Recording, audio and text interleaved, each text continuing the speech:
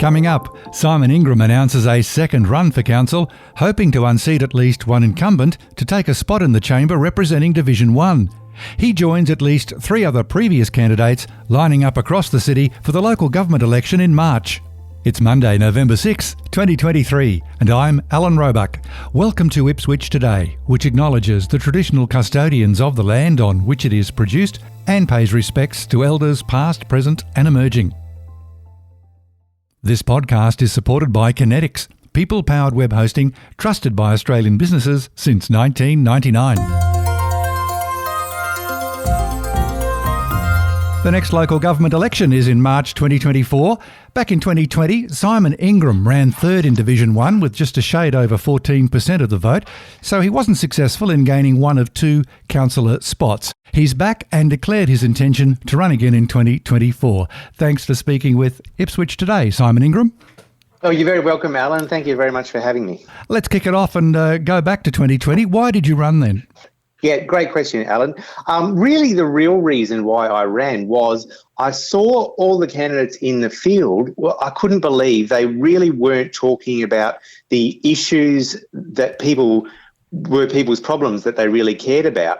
I was shocked. I felt that the problems everyone was facing were pretty obvious, and I wanted someone to be talking about how to solve them. And I couldn't believe that no one was, so I put my hand up.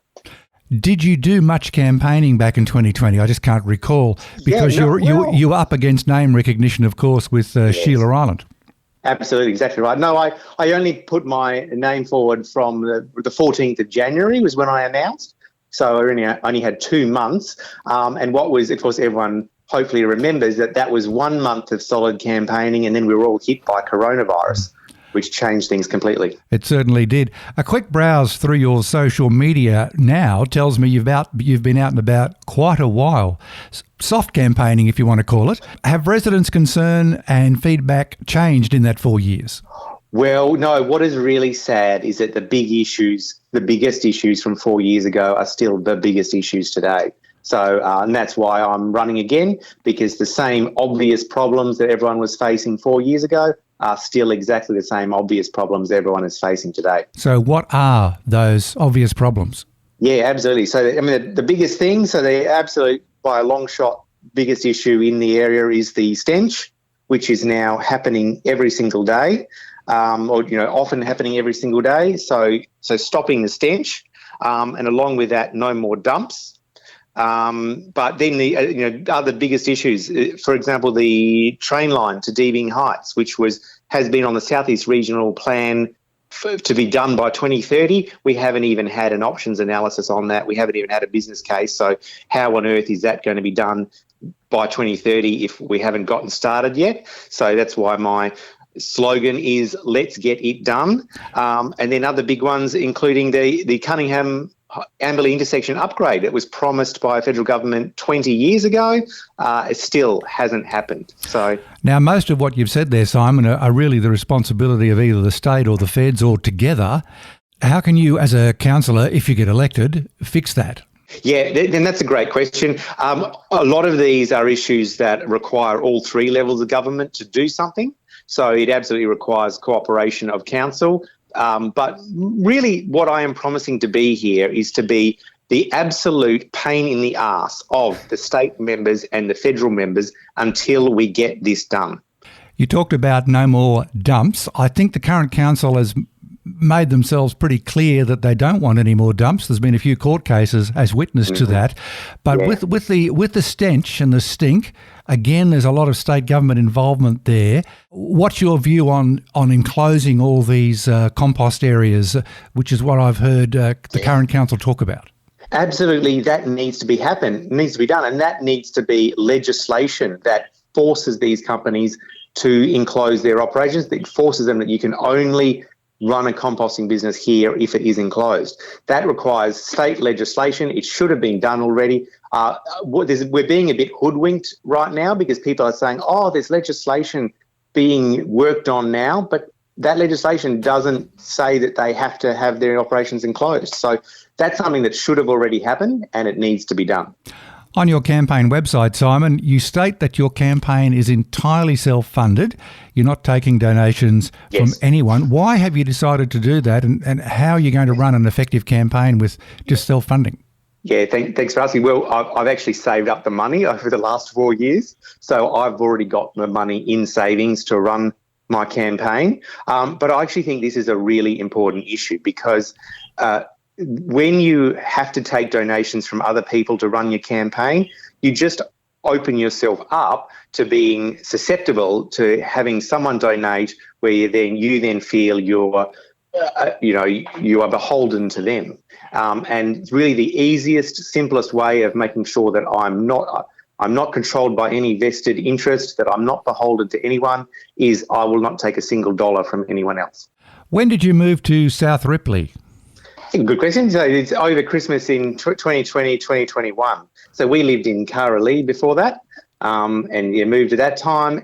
But we love our community here and become very involved since we've gotten here. I'm the PNC president of the state school. I'm on the PNC of the high school. My wife is the guidance officer at the high school as well. So I tell anyone who will listen, my daughter was the Ripley Valley State School captain when in her first year, so she's actually been more successful in public life than I've been. So sounds like a very proud dad to me. Yes. Just back to your website, Simon, I'm curious about another claim on there, and I quote here, "Sadly, this vision for the Valley has been let down by some developers selling houses and land packages on empty promises of town centres and infrastructure they haven't provided." Yes. And you're pretty strong here, the next bit, in cartel with the state government. I don't know what evidence you've got for that, but it's a bit of a cart before the horse with new estates. I mean, I can see a town centre there. There's been another one announced, I think, closer to you. So you really can't have shops until you got people, can you? Oh, well, I disagree. I think so. This gets back to the bigger issue, and something I get very riled up about is state government should have provided the trunk infrastructure for the whole area before allowing the states to be developed. And so one of the biggest issues I'm campaigning on is the upgrade of Ripley Road, the main corridor through the Ripley. By the way, the Ripley Valley is the fastest growing corridor in all of Queensland. So it's an important point. And the main road through that should have been upgraded before we allow these estates to be built, and including the upgrade of the Cunningham overpass of Ripley Road, which we saw another accident there just this week with people queuing up to get off because it was never upgraded. So the infrastructure cannot cope for the people who are now here and who are now moving here. But getting back to the town centres, like for example, Providence. So everyone bought houses in here from 2016 onwards on the promise of that town centre being so they could walk to their supermarket, you could walk to get your bread and milk, walk to the tavern, and only just now has an application been made for that. So people, imagine buying your house in 2016, 2017, thinking that was going in, and you've waited until now before even an application is made. Similarly, the train line is the biggest one. So everyone buying houses in Echo and in North Ripley, those estates had site branding on them of a train. What does it say? A live close to transport is what it said. And where's the train line? So, it's supposed to have already happened. Can we talk about the proposed development at Astral Court in Flinders View? That item will actually go, or the development application will go back to the Growth Infrastructure and Waste Committee on Thursday, November 9, that's this week that we're recording, either for a decision, a refusal, or a deferred decision to the full council meeting. I saw you listed as a contributor to one of the presentations at the recent Independent Decision Review Panel public meeting. What did you contribute to that presentation? Oh, we all worked together on the present. So I'm not taking any credit for the whole presentation, but we worked together to come up with what were the biggest objections, the most important things that were being overlooked. And so traffic was a really big one. And so how can they be saying that 300 plus extra cars onto that roundabout, onto the local streets is not going to be a problem? And then the other one was the environment. So the site is already subject to flooding. How can they say that retaining walls are not going to be a problem for causing flooding of residences? How can they say, and then part of the site already has a habitat protection overlay on it. So how can they say that, there's no problem clearing these trees on a partial habitat protection overlay? Is that the part of the site that was originally going to be an extension of the shopping centre? That's right, exactly. So that's why it was zoned special interest, so that it could be a shopping centre. So it's not even zoned for residential. But the development's not encroaching onto the creek corridor, is it?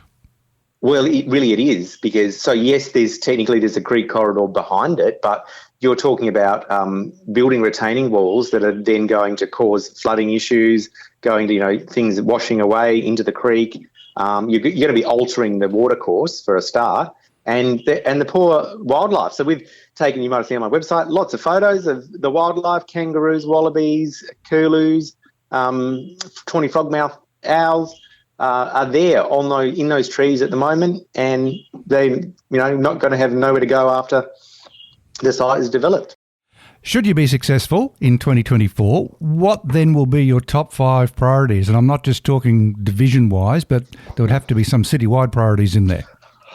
Well, it's funny because I think my division just happens to be the place where these biggest issues need to be resolved. But I'll tell you what, I've got the top 8, which is, so first of all, stopping the stench. We have to pass legislation that, like you say, these people have to have their operations enclosed or they have to go somewhere else. That's the biggest issue. Second issue, so along with that, no more dumps, but I think we might be all on the same page of no more dumps. The train line to Deeving Heights, we need an options analysis done now because it's meant to be here by 2030. So that's got to be done. The other thing, like I say, banging on and refusing to be silent on the issue of an Amberley intersection upgrade. It should have already been done. Money for it 2 elections ago. We will be a pain in the arse until that gets done. The Ripley is equally valuable, important issues. The Ripley Road upgrade and the School Road upgrade in Redbank Plain. So just like Ripley Road, School Road is a main corridor for every one of the new estates. The condition it's in is absolutely shocking. It's virtually need a 4-wheel drive to drive over it, and it's trucks are going along there, and the safety issue of that not being upgraded is really critical. So no townhouses at Winston Glades. But the other big issue that I don't hear anyone else talking about, our rural suburbs of Calvert, Grantchester, Perga, Mount Forbes, Ebenezer, they pay rates like everyone else does, and they should get their rates spent on their streets like everyone else does. So I will be a strong candidate on our rural suburbs getting their fair share. Let's just talk about one issue in your division, Simon. That is the development around Deebing Creek. How would you approach what seems like a major impasse between protesters, local Indigenous families and developers? I'm gutted that I think there's nothing more we can do now. I think it's been approved by the State Planning Minister, which I'm gutted about. If I had been a councillor and it had come to council, I would have voted no.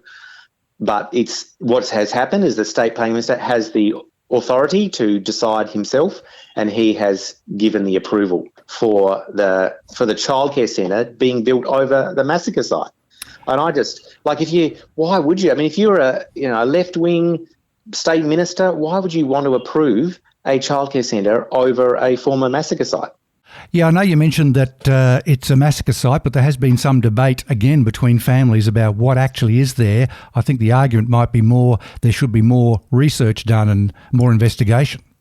I'm all for more research being done, but how about we don't approve any applications while we're doing more research?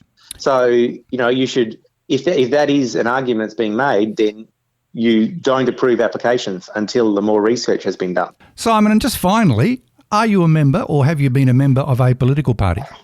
I am not a member of a political party, and this is first of all, yes, anyone who Googles my name knows that I was previously a member of a political party, but I'm not currently a member of a political party, and this is really important because there are candidates running who are members of a political party, and they will naturally not want to upset their colleagues in their political party, who are state members or federal members. It's critical that you elect councillors who are not in a political party because then they are completely independent And we are going to be deciding issues that are going to upset state and federal members. And we need to be able to do that with impartiality. So what you want, if you want someone to be a strong advocate for you and the problems in your street, in your suburb, you need to vote for someone who is not a member of a political party. On that note, Simon Ingram, we'll leave it there. Thank you so much for speaking with Ipswich Today. Thank you, Alan.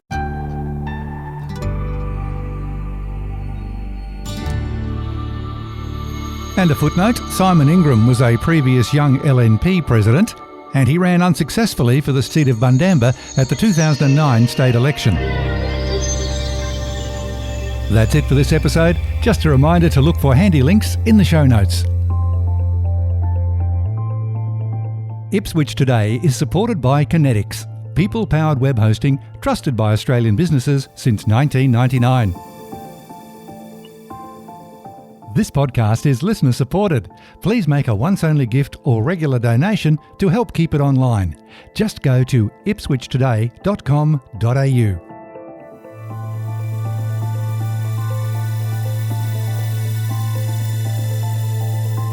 Follow and stream this podcast from your favourite app, including iHeartRadio, or play Ipswich Today on smart speakers.